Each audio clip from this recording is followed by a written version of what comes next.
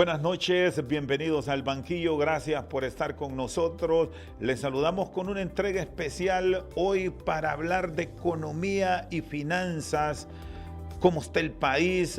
¿Qué expectativas se tienen a nivel del sector empresarial en el norte del país? Sobre todo después de estos últimos acontecimientos. Ya el actual gobierno ha hecho pública la presentación de la Ley de Justicia Tributaria. Nos vamos a enfocar en parte en ello y en muchos otros aspectos relacionados con la economía de nuestro país. Nos acompañan dos hombres de empresa privada del norte del país, don Luis Larach, expresidente del Consejo Hondureño de la Empresa Privada, don Emín Jorge Abufele, también expresidente, ambos de la Cámara de Comercio e Industrias de Cortés. Buenas noches, bienvenido, don Luis, don Emín Jorge. ¿Cómo ven el país? Ya tienen, o por lo menos en este fin de semana han tenido la oportunidad de observar los contenidos de la Ley de Justicia Tributaria. Don Luis, buenas noches, gracias por estar con nosotros, bienvenido. Muy buenas noches, buenas noches, Rosendo, buenas noches, Min. Un placer poder compartir con ustedes en esta ocasión y poder expresar pues lo que está viendo y sintiendo el sector privado nacional. Yo creo que esta ley deberían de modificarle el nombre y no hablar de justicia tributaria. Debe ser una ley que le deberían de poner ley de ajusticiamiento tributario y social, porque esto va a causar más problemas en la sociedad hondureña. Están prácticamente eliminando un sistema que, si bien es cierto, no es perfecto, pero que hay que mejorarlo para atraer más inversión. En Honduras, en los últimos 13, 14 años, no hemos tenido el crecimiento deseado, y eso ha sido debido a la persecución que se ha sostenido en el tiempo contra el sector privado. No ha tenido unas condiciones apropiadas. Hemos visto cómo la presión tributaria se ha magnificado a tal grado que en los últimos 12 años o 13 años se ha triplicado el ingreso para el Estado. Se ha sustraído todo ese recurso de la economía nacional, se ha ido a las arcas del Estado y ha aumentado la miseria. Y están hablando ahora de que quieren meter más presión y que necesitan recaudar más, y que este es un paraíso fiscal. Este no es ningún paraíso fiscal, este es un infierno fiscal. La OCDE está catalogando a Honduras como paraíso fiscal. ¿Por qué? Porque escuchó a nuestros gobernantes decir que aquí era un paraíso y no escuchó la verdad de que se han robado, que se han despilfarrado todos los recursos que nosotros hemos pagado. Nosotros, la población hondureña, empresarios y la sociedad hondureña, paga al Estado, y el Estado los malversa o se los roba. Es decir, que si revisamos lo que ha pasado en los últimos años, hay un reflejo que disciplina fiscal como tal a nivel del Estado no se registra con buen pie. Definitivamente. Y a pesar de que había una ley de disciplina fiscal, de control del gasto, veamos qué es lo que sucedió. Y volvamos y veamos las cifras. Ahí está científicamente comprobado, ¿verdad? Triplicaron los ingresos y aumentó la pobreza. Entonces hay que seguir exprimiendo a los pocos empresarios que estamos en el país, tanto nacionales como extranjeros, o hay que atraer más inversión. No, lo que están haciendo es alejándola. No es disminuyendo la inversión extranjera y nacional que va a mejorar las condiciones socioeconómicas de Honduras. Don Emín Jorge Abufele, bienvenido, buenas noches. Bastante alejado de los medios, no con aquella participación otrora al frente de la Cámara de Comercio e Industrias de Cortés. ¿Han tenido la oportunidad ya de revisar la propuesta? ¿Qué ha encontrado? Bienvenido, gusto saludarlo. Buenas noches, Rosendo, un gusto estar con usted nuevamente, igual con Luis, compartiendo este importante programa para todos los televidentes hondureños. Hemos estado alejados porque hay muchos problemas en el país y hay que trabajar ahora, Rosendo. No podemos estar tanto tiempo como quisiéramos, como era antes. Quiero, para ilustración de sus televidentes, poner en perspectiva lo siguiente. y ustedes han cubierto muchas cumbres de estas, cuando usted va a cumbres de presidentes, que participa el sector privado y los gobiernos en toda Latinoamérica, y usted escucha el discurso que cada presidente de cada país va dando, típicamente lo que hacen es que exponen todas las ventajas que su país ofrece, con el objetivo de atraer inversión. Es decir, salen como un buen vendedor a decir, mire, mi país tiene acceso a tales puertos, tiene acceso a los mares, tenemos tratados de libre comercio, respetamos el Estado de Derecho, respetamos la propiedad privada, o sea, hablan mucho de por qué debe de invertirse en su país. Entonces va a ser muy difícil para Honduras salir en este escenario donde muchos países y muchos gobiernos están tomando medidas orientadas a hacer su país más competitivo y más atractivo a la inversión extranjera, y nosotros estamos tomando una decisión en sentido contrario. Ahorita usted miraba las noticias que en México se acaba de poner una fábrica de Tesla para fabricar vehículos automotores. ¿Por qué no se pone en Honduras? Eso es lo que deberíamos de estar trabajando. ¿Cómo hacemos para que una inversión de ese calibre, de esa naturaleza, venga a nuestro país? Entonces, cuando usted empieza a comparar qué pasa entre Honduras y hablamos de las economías que se han logrado desarrollar, como usted hablábamos hace un par de días de Singapur, en Singapur no hay petróleo. Hace 60 años fue definido por el Banco Mundial como un país no viable. Tiene otros países que sí tienen petróleo. Pero lo que distingue a todos en general es el Estado de Derecho. Todos, por igual. Su común denominador es Estado de Derecho. Entonces, cuando usted sale como hondureño a querer vender su país para que venga inversión extranjera y le dice, mire, en mi país hay alto nivel de criminalidad. En mi país no se respeta la propiedad privada. Y en mi país no hay incentivos fiscales como los que hay donde usted está. ¿Cómo atrae esa inversión? No lo va a lograr. Entonces tenemos que entender como hondureños que se nos está yendo el talento. Las remesas han estado incrementando en ritmos de entre un 20 y 40% anual en forma compuesta. Eso significa que hay mucho talento hondureño que se está yendo. Y es porque están perdiendo la esperanza en nuestro país. Entonces, lejos de tomar una medida como esta, yo pensando en cómo hacer que el país crezca, yo hubiese hecho un análisis de qué es lo que se necesita, conjuntamente, sociedad civil, sector privado, gobierno, y tomar decisiones encaminado a eso. Porque al final, cuando los hondureños van y votan por un candidato, lo que están buscando es que el país cambie, y que cambie para bien, que haya prosperidad, que haya bienestar. Pero si usted las medidas que toma van contrarias a eso, va provocando esa decepción en el hondureño que hace que después emigren. ¿Se estará creando un ambiente de desorden, algo provocado con intenciones que quizás las hemos oído y se buscan implementar las mismas? Yo creo que vale la pena analizarlo, porque es muy evidente las medidas que se están tomando son muy contrarias a lo que otros países están haciendo. Porque hay mucho conflicto y ustedes como sector privado, y me gustaría escuchar ambas opiniones. Hay muchas manifestaciones, mucho conflicto incluso interno dentro de la misma administración pública. ¿Hacia dónde podemos ir? Precisamente por eso. Entonces, creemos de que sí debería haber un entendimiento de que qué queremos lograr en los 3 años de gobierno que le quedan a la presidenta Xiomara. O sea, a todos los hondureños nos interesa que tenga éxito. Entonces, ¿qué es lo que se quiere lograr? Nosotros estamos listos para generar prosperidad e invertir en nuestro país, que es lo que sabemos hacer. Estamos listos para generar empleo. Lo que necesitamos es que las condiciones se den. Y yo le doy un ejemplo bien fácil. Usted ha visto cuántas delegaciones de Estados Unidos han venido. Casi todos los meses, una delegación de alto nivel. Y no se logran materializar proyectos. No se logran. Cada vez que vienen es Estado de Derecho. Es que las leyes, o sea, siempre nos van poniendo quejas. Entonces, con este nuevo anteproyecto de ley que se presentó en el COEP el miércoles por parte del gobierno, nos va a dificultar más ese trabajo, casi que hacerlo imposible. Entonces, no estamos generando los empleos, ni la inversión, ni la prosperidad que el país quiere. Entonces, yo sí, uno se pone a pensar entonces, bueno, ¿cuál es el propósito de esto? Más allá del tema específico de un artículo o de la ley como tal, es qué es lo que realmente se quiere lograr. Pero riqueza y generación de empleo no lo va a lograr con ese anteproyecto de ley.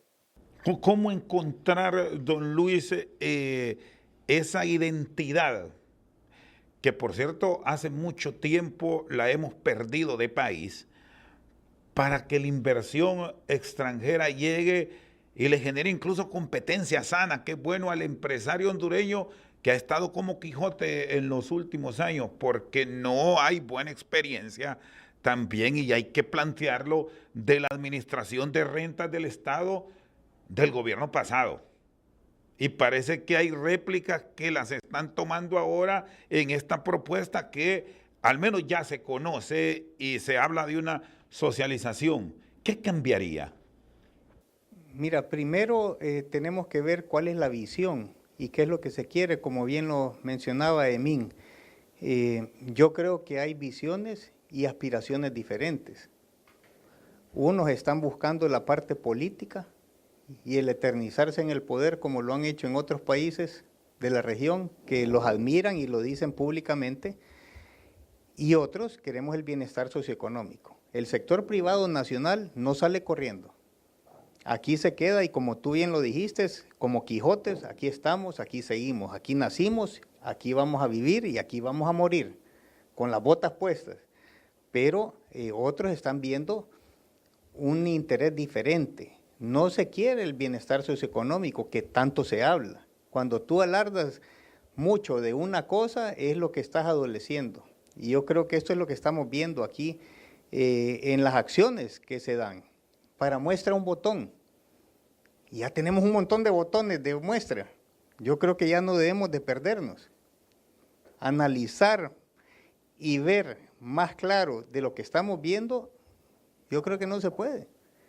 Entonces tenemos que enfocarnos en reorientar las aspiraciones y que sean correctas para toda la sociedad hondureña, no para unos pocos. Hablan de clase privilegiada, hablen de que el sector económico es una clase privilegiada que ha tenido tantas prebendas. ¿Y qué es lo que está pasando? Si es tan bueno el país, si es un paraíso para el inversionista y es un paraíso fiscal, ¿por qué no está incrementando el sector privado? ¿Por qué no aumentan las empresas? ¿Por qué no aumenta el empleo? Preguntémonos eso. ¿Por qué se está yendo la inversión? No tenemos las condiciones que bien mencionaba Emín. No las tenemos. Seguridad jurídica, Estado de Derecho, independencia de poderes, tenemos que probarla todavía. Ahorita está viendo con esa nueva Corte Suprema, ¿verdad? Hay que ver de qué está hecha y si va a trabajar correctamente, pero son cuestiones básicas, fundamentales para el desarrollo socioeconómico. Cuando tenés un Estado de Derecho bien claro, cuando tenés las reglas claras, cuando se respeta la propiedad privada, que no se está respetando también y no se está dejando que se respete. No se está actuando para mantener el respeto a la propiedad. Entonces, hay muchas muestras que te indican que no vamos por buen camino, necesitamos corregir eso, necesitamos ser atractivos para que vengan más empresas. Si no, vamos a continuar siendo cada día menos de los mismos. Tú ves las cifras del aumento del empleo formal en los últimos 10 años, inscritos en el Seguro Social, han aumentado 142,000 personas en 10 años. Es pírrico, es penoso, es vergonzoso. Año con año se suman a la fuerza laboral 200,000 personas y solo somos capaces de darle empleo formal a 14,200 personas por año. Y cuando el gobierno plantea y resiente y les traslada esta consulta a ustedes, que no se ha avanzado porque aún creándole las condiciones a través de regímenes especiales no se ha trabajado adecuadamente para generar más empleo, ¿qué responde? Precisamente, Rosendo, esto, y usa una analogía, eso es como cuando usted está cocinando algo. O sea, no es solo un ingrediente. O sea, son varios ingredientes cuando usted prepara un platillo. Entonces aquí es lo mismo. Cuando usted sale a vender el país, usted tiene que tener todos los ingredientes. No solo es uno. Lo que pasa es que esta ley nos viene a quitar un elemento muy importante en la promoción del país. Básicamente no vamos a tener ninguno. Porque antes decían, bueno, hay riesgo de criminalidad, pero tengo esto.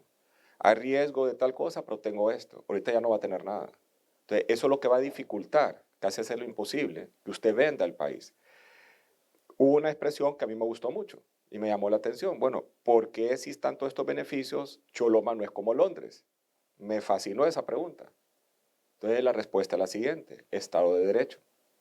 Porque cuando usted va a Inglaterra, la propiedad privada se respeta, sin discusión. O sea, sin discusión. Lo que es suyo, no es como acá. Cuando usted está invirtiendo allá, las leyes que están escritas se cumplen tal cual. Y usted tiene la certeza de que así es. Por eso yo empezaba al inicio del programa hablando de ese tema. Porque ese es el ingrediente que es el común denominador en todos los países. Y ese es uno de los más importantes. Una vez que lo tiene que crear los incentivos. Muy bien, están con nosotros esta noche al banquillo los empresarios Luis Larach y Yemin Jorge Abufele. Una pausa, ya seguimos con más. Si usted importa canasta básica a Honduras, usted no paga impuestos sobre venta, 0. Está bien. Pero si usted quiere fabricar esa canasta básica en Honduras, la fábrica paga impuestos sobre venta. ¿Cómo compite? Aquí hablamos hoy de la situación económica de nuestro país y las propuestas de mejorar las condiciones de la nación. Don Luis Larach, don Yemin Jorge Abufele. El tema de la revisión de las exoneraciones fiscales. Se habla de muchas exenciones que no le han traído los tributos que el gobierno, que el pueblo como tal esperaba. ¿Cuál es la realidad? Usted que también está ligado a la industria del turismo, don Luis, ¿puede generar una afectación directa, una aprobación en los términos que lo propone el Ejecutivo? Definitivamente que afecta. Afecta fuertemente. El sector turismo es un sector que, a pesar que tiene incentivos que también vale la pena aclararlo, que no se están cumpliendo porque no se están dando los trámites necesarios para poder utilizarlos. Y eso no está sucediendo únicamente con el sector turismo, Rosendo. Si tú hablas con cualquier sector que tiene derechos, que tiene incentivos conforme a la ley, no se le están aplicando, comenzando desde la maquila. A nadie. Dicen que están aletargados. No están aletargados, están parados completamente. No se están otorgando desde hace mucho tiempo. Y ahí se está acumulando todo eso y no lo van a cumplir. Ya lo sabemos. Entonces eso es lo que está causando mucho perjuicio. Volviendo al sector turismo, es un sector que aún con todos los incentivos que se puedan estar dando, aunque incumplidos, no sale adelante. Es bien difícil. Hablan específicamente en el tema hotelero. Es sabido, tanto a nivel nacional como a nivel internacional, que el que hace el negocio es el tercero o cuarto dueño. Negocios que se están financiando y refinanciando porque no salen adelante con los modelos económicos que hemos tenido, principalmente porque no somos un país que estamos siendo atractivos para el turismo.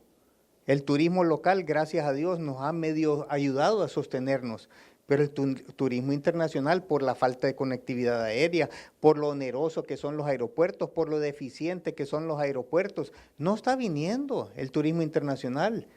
Y comparémonos con la región, no nos comparemos con el mundo, comparemos qué pasa en El Salvador, qué pasa en Guatemala con el turismo. Están recibiendo 2 y 3 y 4 veces más de lo que está recibiendo Honduras. ¿Por qué? Precisamente por todos estos temas. Entonces, está difícil, aún con incentivos están fracasando y han fracasado cualquier cantidad de hoteles, y si no, mira cuántos dueños han pasado por muchos hoteles. Bueno, y no es reforma, que cuando se plantean reformas se podría también pensar en función de modificar si existen errores, porque de pronto sí puede tener algunos impases la ley adaptada a los tiempos actuales. Es derogar, es decir, ya cortar de tajo, ya no se va a poder contar, entre otros, con la ley de las alianzas público-privadas, que ha sido objeto de cuestionamiento, la ley de protección a las inversiones, el tema de los SOLI, el RIP, el Solitur. ¿Qué riesgos trae quitarlos? Porque no es reforma. Es decir, esto ya no frente a la enorme competencia que hay en esta área y que la tenemos en los vecinos, en El Salvador, que tiene muy buena presentación por el tema de seguridad. Bueno, y Guatemala, a pesar de los cuestionamientos por temas de corrupción, es una economía muy pujante, don Luis. ¿Qué riesgos trae? Una, no se va a generar un cuarto más de hotel. No va a haber una habitación más de hotel.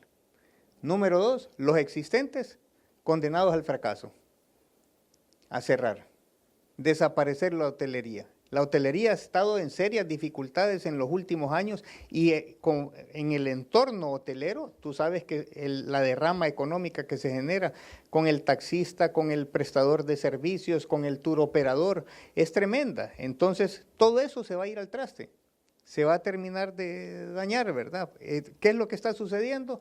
Vamos a tener menos cuartos de hoteles, vamos a tener más hoteles clandestinos, que están trabajando en todo el mundo y que es una competencia que está ahí, que es real, que se está dando y que no está registrando ningún ingreso para el Estado.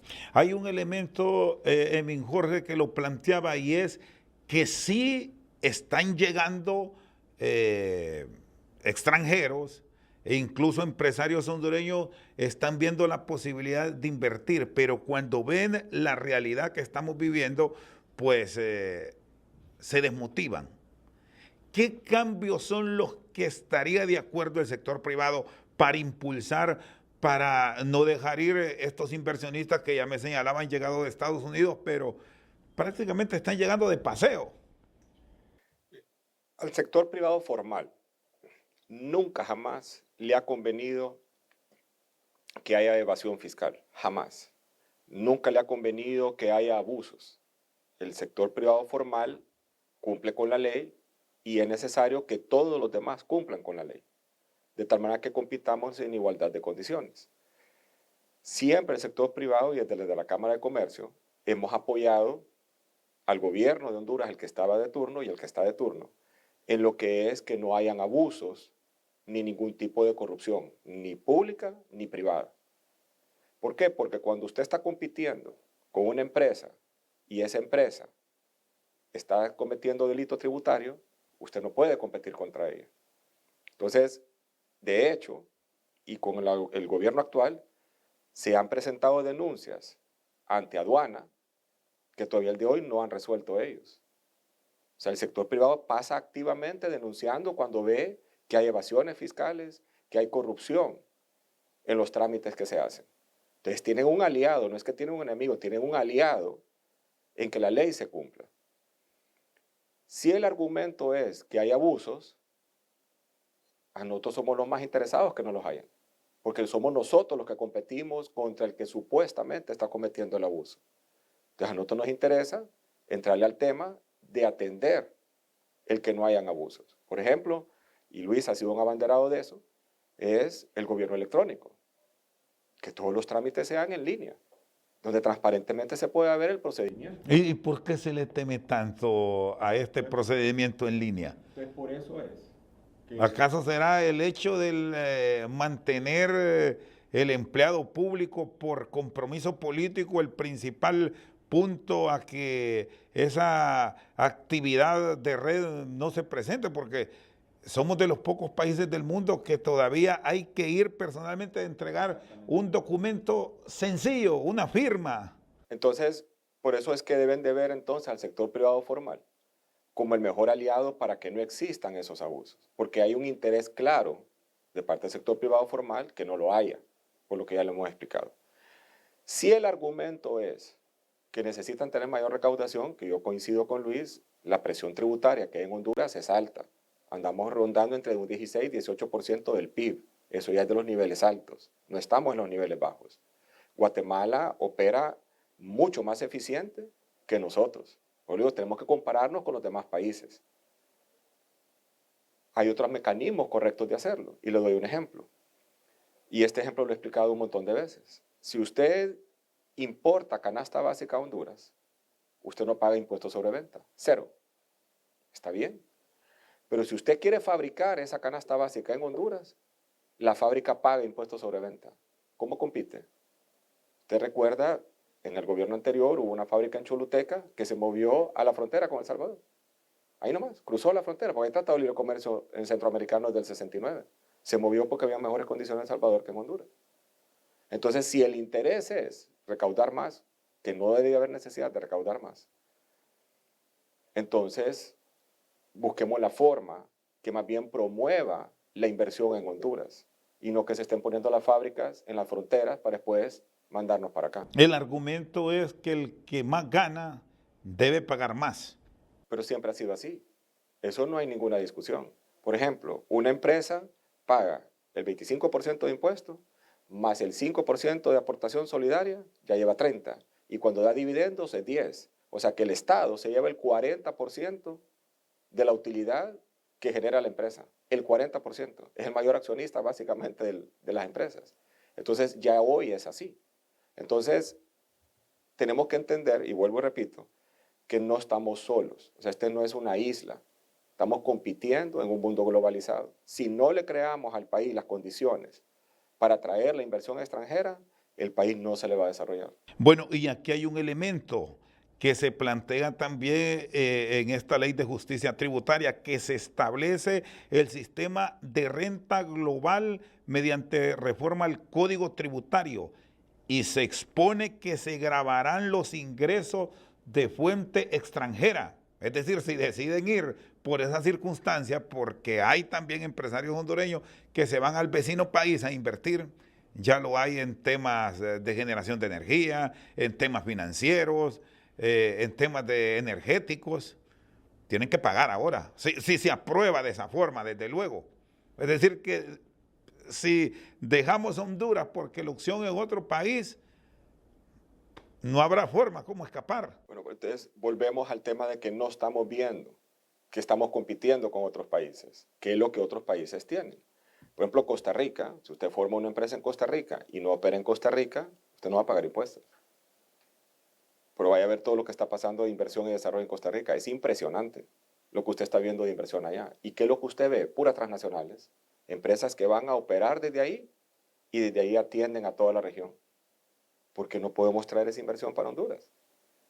Entonces, tenemos que aprender a competir. Y para competir tiene que crear las condiciones. Si nosotros vamos en una dirección que más bien pone al país en desventaja contra estos otros países, entonces no va a traer esa inversión y se van a quedar donde está. Don Luis, ya ha revisado el sector privado de San Pedro Sula, aquí es donde está la mayor parte de la empresa privada a nivel del Valle. Esta propuesta, el COEP en Tegucigalpa ya se pronunció, ha sido enfático en decir que con el texto que ellos han recibido es prácticamente el acabose. El sector privado regional, tanto San Pedro Sula como noroccidente, no somos diferentes al sector centro y centro-sur. Y todos estamos aglutinados en el COEP. Y eso es importante aclararlo y decirlo. Somos una unidad de empresarios hondureños y estamos representados por el Consejo Hondureño de la Empresa Privada y por las cámaras de comercio de cada región. Y todos pensamos y sentimos igual. Lo mismo siente el empresario de Tegucigalpa que el empresario de San Pedro Sula, que el empresario de Choluteca, que el de Ceiba, que el de Copán. Todos estamos con los mismos sentimientos, con las mismas dificultades, con los mismos problemas de siempre. Es importante aclarar y reforzar lo que mencionaba Emín con el tema fiscal y que tú mencionabas con la renta territorial y la renta internacional. Si no tienen miedo y que Honduras es un paraíso fiscal, ¿por qué unos pocos, y creo que 5 o 10 empresas son las que han podido salir a duras penas a la región, por qué quieren irlas a buscar allá? Si tenemos el paraíso fiscal acá. Entonces no hay ningún paraíso fiscal. Y si quieren tenerlo a base de ley, a base de fuerza, el dinero no tiene fronteras, no tiene nacionalidad. Y mencionaba Emín claramente las transnacionales, ¿a dónde se están yendo en la región? Están yendo a Costa Rica, están yendo a México. Con el nearshoring o el acercamiento de las costas que Estados Unidos está promoviendo fuertemente y acertadamente, el gran ganador de la región es México, el grande. ¿Cuánto está viniendo para Honduras? ¿Cuánto está viniendo para Guatemala? Comparemos Honduras y Guatemala. Y vea qué paradoja, que mientras México es ese gran polo de atracción, López Obrador, presidente que tiene muchos seguidores aquí en el país, nos vende otro tipo de política para nosotros. Bueno, él dice una cosa, ¿verdad? Para que nosotros la hagamos, ¿verdad? Y él está haciendo otra, ¿verdad? Él es el gran ganador allá. Inteligente el hombre. Le está dando las recetas malas aquí y allá él está haciendo su gobierno. O sea, véala las cantidades de inversiones que se están desarrollando allá. O sea, usted lo ve en toda la región, cómo están floreciendo. Vaya a Costa Rica. Nosotros estuvimos en un evento hace 2 o 3 semanas. Es impresionante lo que ha crecido en los últimos 2 o 3 años. Las inversiones que usted ve por todos lados, las transnacionales que usted ve allá estableciéndose, operando toda la región desde Costa Rica. Entonces, tenemos que entender eso, que estamos compitiendo y no es asfixiando las pocas opciones que tenemos que va a sacar el país adelante. Entonces, tenemos que trabajar más en esa dirección y unir esfuerzos. Le voy a dar ejemplos.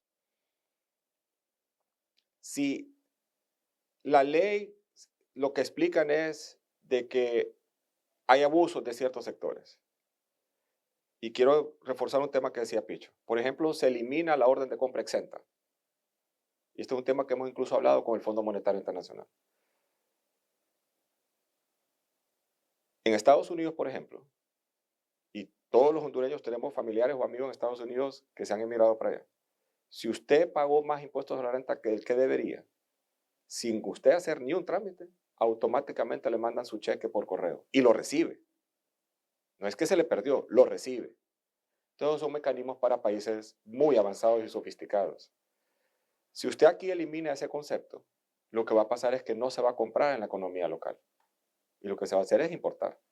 Entonces, a quien va a afectar es al chiquito, es a la MIPYME, el que provee el servicio local. Porque usted si le compra a ellos lo va a cobrar con impuestos. Entonces tenemos que entender el impacto que esto va a tener en la economía. Y por eso yo le decía a usted al principio de esta conversación es realmente cuál es el interés. Porque gente inteligente del gobierno hay y bien inteligente, que saben perfectamente bien el impacto que esto va a tener. O sea, no es que no lo saben, no es que están no entendiendo lo que se está haciendo, lo entienden muy bien. Entonces la pregunta es, ¿cuál es el verdadero interés? Muy bien, está con nosotros el empresario Emín Jorge Abufele y don Luis Larache en esta entrega especial de Al Banquillo. Hacemos una pausa, ya regresamos. ¿Cuánto gasto administrativo tiene usted aquí administrando todas las políticas tributarias de nuestro país? Entonces, esos son los temas que nosotros quisiéramos estar, y eso le va a facilitar al Estado que recaude más. Si entre más fácil sea. Entonces, hay temas mucho más importantes, Rosendo, que necesitamos resolver para garantizar que podamos traer esa inversión y así hacer que Choloma sea Londres. Seguimos esta noche al banquillo en esta entrega desde el sector norte del país, hablando con inversionistas. Se habla mucho que el Fondo Monetario Internacional y los acreedores son los que están detrás de estas propuestas, al menos eso es lo que siempre se nos ha trasladado. ¿Se habrá consultado sobre esta propuesta o revisando la misma advierten que son ideas importadas, Emín Jorge? El fondo lo que le ha dicho es, y lo han puesto por escrito en muchas revisiones de muchos años atrás, es de que hay ciertos aspectos que en Honduras deberían de revisarse, y son uno de los que yo le mencioné a usted, el tema del impuesto sobre venta, de que ellos argumentan de que es excesiva la exoneración de impuestos sobre venta sobre productos importados. Y específicamente hablan de la canasta básica. Son más de 30.000 millones de lempiras que se importan. Si usted le aplica el 15%, son 4.500 millones de lempiras al año de recaudación que se pierde ahí. Porque lejos de fabricarse en el país, se importa. Entonces, hay ciertas cosas que ellos identifican. En general, al fondo lo que le interesa es que se mantenga bajo control el déficit fiscal y que como tal, usted pueda como gobierno demostrar que lo puede cumplir. Nosotros ahorita, afortunadamente, y hay que reconocerlo porque así es, no tenemos un problema macroeconómico. O sea, el déficit fiscal está bajo control. Entonces, el fondo no le va a venir a exigir algo así ahorita. Y más cuando el fondo, y lo hemos dialogado con ellos, sabe y entiende que todos los países del mundo venimos saliendo de un proceso de pandemia. Y por lo tanto las condiciones de ellos han flexibilizado muchísimo cuando compara previo a la pandemia, posterior a la pandemia. ¿Cuántos recursos ha invertido en los gobiernos a nivel mundial y el sector privado a Pero nivel ¿qué mundial? cuidado se debe tener en ese escenario para no disparar el gasto? Porque ese es el otro elemento que cuando vemos este tipo de medidas nos encienden las alarmas, porque se piensa en función, querrán tener más disponibilidad para crear o ensanchar la masa salarial. Y eso es lo que no debe de ocurrir. Y por eso yo explicaba anteriormente, si el interés es más recaudación, existen otras vías que incluso pueden generar inversión en el país, que va a recaudar más y va a generar inversión en el país. Sin embargo, si a los recursos que hoy existen, que ya venimos de muchos gobiernos atrás, que se viene incrementando la recaudación en el país, como explicaba Picho, entonces debemos decir, bueno, ¿cómo lo está usando esos recursos? Porque usted va a un hospital público hoy y sigue siendo tan malo como era antes. Usted va a una escuela pública y no compite con una escuela privada. Entonces el problema sigue estando ahí. Se suponía que al eliminar la corrupción, que era parte de los argumentos, y que todos apoyamos que se elimine la corrupción, entonces iba a haber mayor disponibilidad de recursos. Entonces por eso hay algo ahí que no termina de cuadrar los números. Y no deberíamos de estar tomando decisiones que lo que nos van a generar es que hayan pérdida de empleo en el país y que no se generen más inversiones como deberíamos de estar teniendo. Bueno, y en este tiempo que se está cuidando tanto el tema del empleo, porque ya usted me planteaba, don Luis, lo difícil que ha sido no solo crear empleos en la última década, sostenerlo en medio de una pandemia que fue, bueno, voy a usar este término, criminal para el mundo, no solo para Honduras. Economías poderosas como la estadounidense y la china se la vieron de a palitos. Ajá, y frente a este tipo de dificultades, ahora para el empleo seguro, estas propuestas de, que no es malo, voy a decir, pero para grandes economías del pre y postnatal, no para la mujer, sino para el hombre. ¿A cuántos vas a beneficiar con esto? Beneficiar entre comillas. Yo creo que ahí va a haber más segmentación y más discriminación obligada por los costos, porque ya es difícil poder mantener un empleo con los altos costos que hay. Que no vamos a cuestionar la justicia del ingreso, de un salario mínimo, pero nosotros no debemos de aspirar a un salario mínimo. Nuestra gente debe ganar más. El problema es cuántos ganan ese salario mínimo y cuántos podrían optar a esa alternativa de tener un mayor pre y postnatal y que el hombre también se beneficie de esto, que probablemente va a utilizar el tiempo para otras cosas. Mira, es una aberración. Con el perdón y el respeto que tiene don Mauricio Villeda, yo creo que ahí está desorientado en lo que podría causar. En lugar de dar un beneficio, va a causar un perjuicio. 16% del empleo es formal, 16%. El resto es informal. Y a ese 16 es el que le pasaría factura esta propuesta. Cada día vienen menos empleos formales. La proporcionalidad entre la formalidad y la informalidad se ha venido aumentando la informalidad, pero aceleradamente. Por eso le mencionaba yo a un amigo que el sector privado formal, que es a quienes representamos nosotros, somos una especie en extinción. Año con año se va minimizando la porcentualidad de participación en el mercado. Y venirle a sumar esto va a causar, para las pocas mujeres que están en la formalidad, probablemente les va a causar más dificultades y va a causar más pérdida, más informalidad, menos ingresos para estas familias, menos seguro social, menos Infop, menos RAP, menos acceso a vivienda también. Entonces, estamos empeorando las situaciones socioeconómicas de nuestra gente. ¿Qué esperan del Congreso como tal?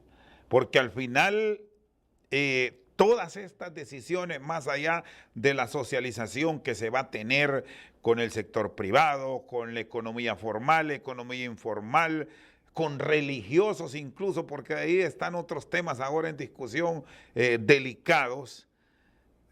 Esa es la Cámara Legislativa la que decide dónde hay fuerzas políticas representadas sin mayorías. Muchas de estas iniciativas pasan con mayoría simple, pero hay otros cambios que ocupan mayoría calificada y aquí sí entramos ya en una mayor complicación. Que dejen de continuar dañando al país. Eso le pedimos al Congreso. Eliminaron la ley del empleo parcial. Dijeron que iban a sacar una nueva ley para compensar esto y que no se elimine y que sea más justa. No la sacaron. Simplemente eliminaron, dejaron un montón de gente por fuera con serias dificultades. Hablan de la energía renovable y la ley de energía, que la eliminaron y decían que iban, o la modificaron y que iban a hacer algo mejor para promover más energía. No lo hicieron. Que dejen de dañar más al país, que antepongan los intereses de Honduras a los intereses particulares, que dejen de actuar con populismo. Eso le pedimos al Congreso. Sin lugar a duda, o sea, va a venir el debate en el Congreso y demás. Pero lo que llama la atención, Rosendo, es la intención de generar un anteproyecto de ley de esa naturaleza. Porque entonces el mensaje que le está dando, póngale de que el Congreso ni lo apruebe. Todo el mundo en contra, supongamos. Ya usted está viendo que hay una intención de quitarle la competitividad del país. Que queremos poner orden, todos estamos de acuerdo. Que queremos quitar los abusos, estamos todos de acuerdo. ¿No debió ser público o qué? No debió de haberse creado una iniciativa de esa naturaleza. Debe haberse creado una iniciativa orientada a generar empleo. Debe haberse buscado la forma y qué son las trabas que hoy tiene el sector privado para no atraer más inversión. Eso es lo que queremos de estar hablando. No de cómo ahora tratamos de salvar lo que hay.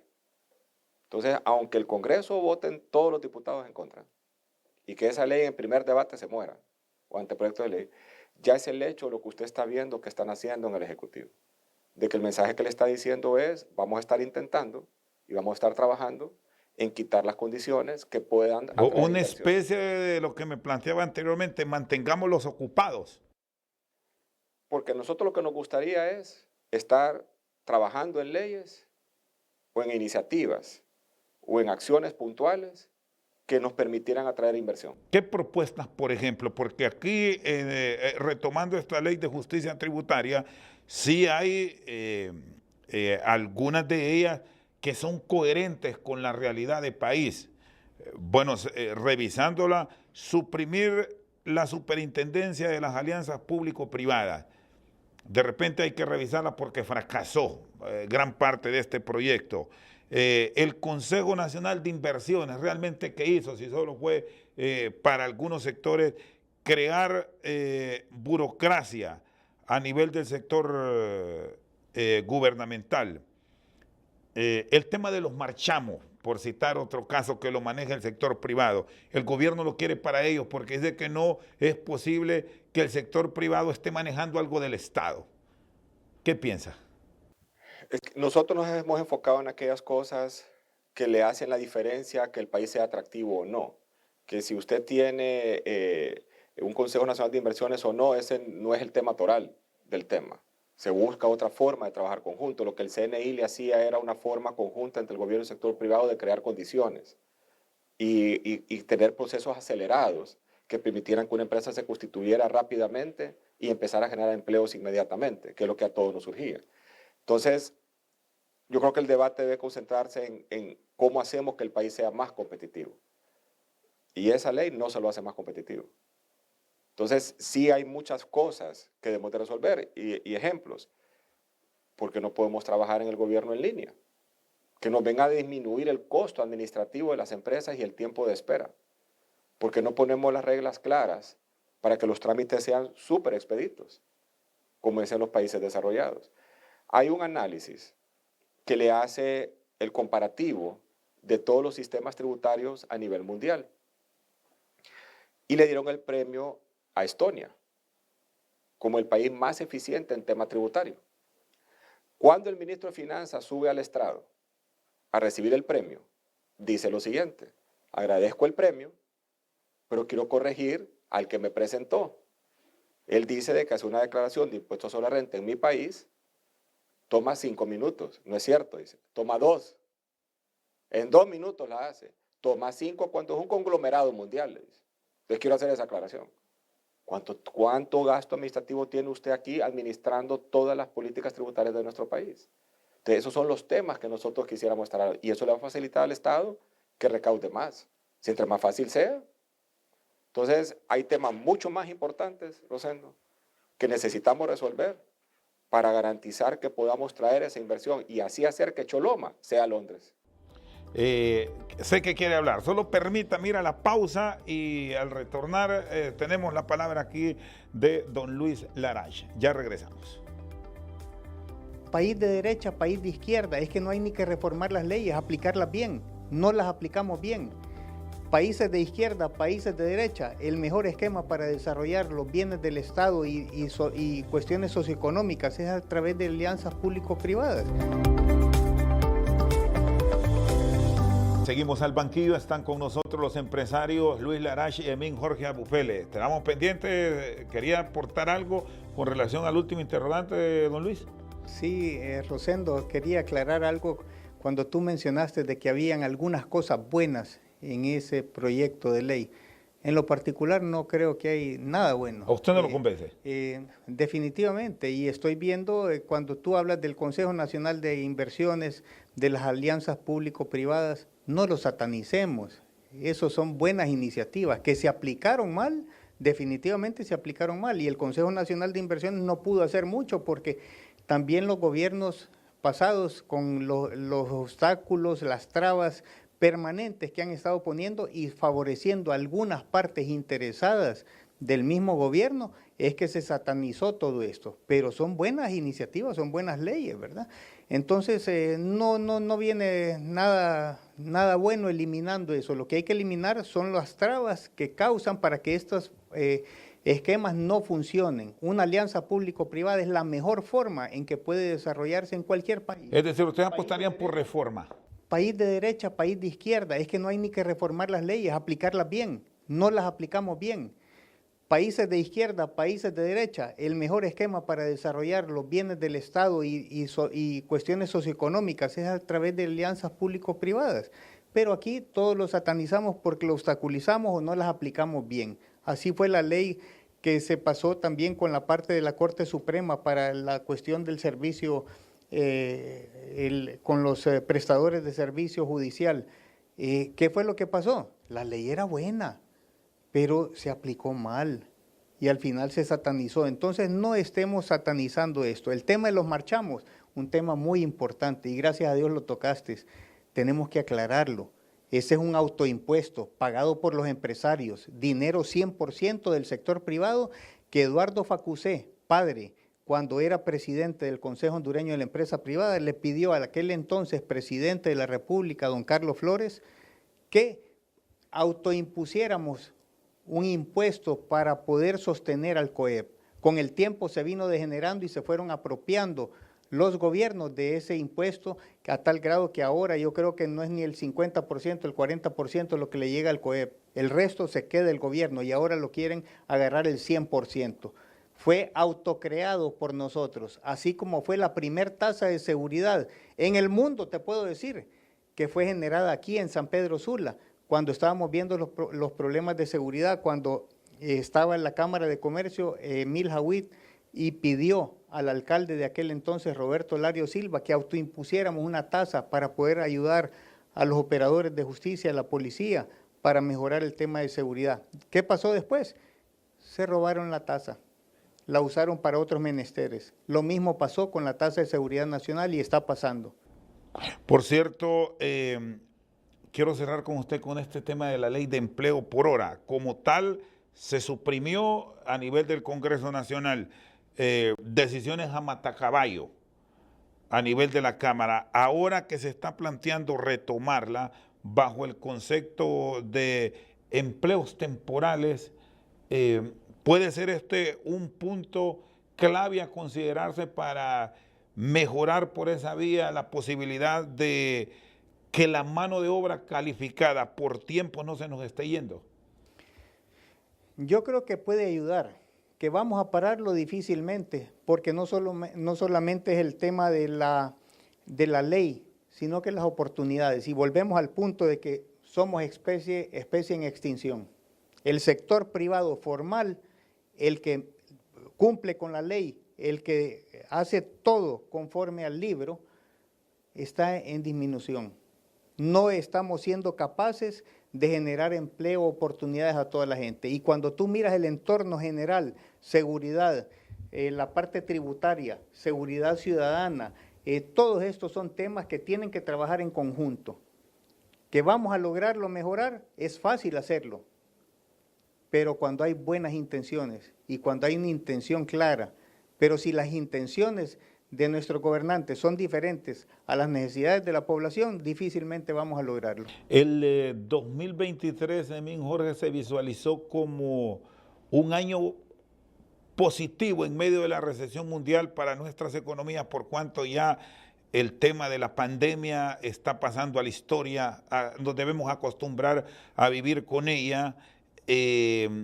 Los probables apoyos de los cooperantes se miraba con la nueva administración, podían llegar sobre todo de Estados Unidos con la visita de la vicepresidenta Harris, pero parece que no nos hemos terminado de enterar de cómo estamos viviendo, cómo se debe plantear en aspectos económicos este 2023.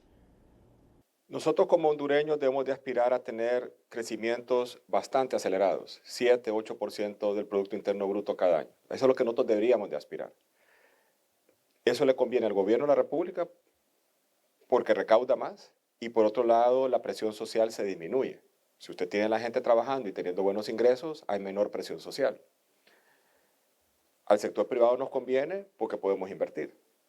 Y la población es la que más se beneficia, porque ahora encuentra un empleo digno, porque ahora tiene acceso a salud, porque tiene acceso a una buena educación, tiene acceso a comprar una vivienda digna. Entonces, como es algo que nos conviene a todos, debería de ser fácil ponernos de acuerdo en cuáles son los obstáculos que el país tiene, eliminarlos y crear esas vías rápidas, expeditas, que nos permitan generar empleo. Eso es lo que nosotros aspirábamos que iba a ocurrir en el 2023. ¿Por qué lo explicamos así? Porque en gobiernos anteriores el argumento era necesitamos estabilidad macroeconómica, necesitamos recuperar la responsabilidad fiscal y tal. Eso en gran medida gracias a los aportes fuertes, extraordinarios, que toda la población hondureña ha hecho de tributos, se ha logrado. Bueno, entonces como ahora ya tiene una base sobre la cual construir, ahora construyamos, pero construyamos para crecer en forma acelerada. Por eso es que nos sorprende esta iniciativa de ley, en el sentido de que no va orientada a lograr eso que nos va a beneficiar a todos. ¿Por qué un gobierno donde una persona que antes no tenía un trabajo, ahora tiene un trabajo digno, donde antes no podía pagar la salud de su hijo y ahora va a poder, donde antes no podía pagar la escuela de su hijo, ahora la puede pagar? Eso le conviene al gobierno. Es un éxito social y nos conviene a nosotros. Usted tiene paz social. Y cuando hay paz social, el país prospera. Entonces yo creo que ese es el objetivo que deberíamos de buscar entre sector privado, gobierno, sociedad civil. Y el gobierno tiene las herramientas. Por eso es que necesitamos hablar con ellos. Y por eso necesitamos trabajar con ellos. Porque quien aprueba las leyes es el Congreso. Quien tiene la iniciativa de ley, solo el Ejecutivo y los diputados.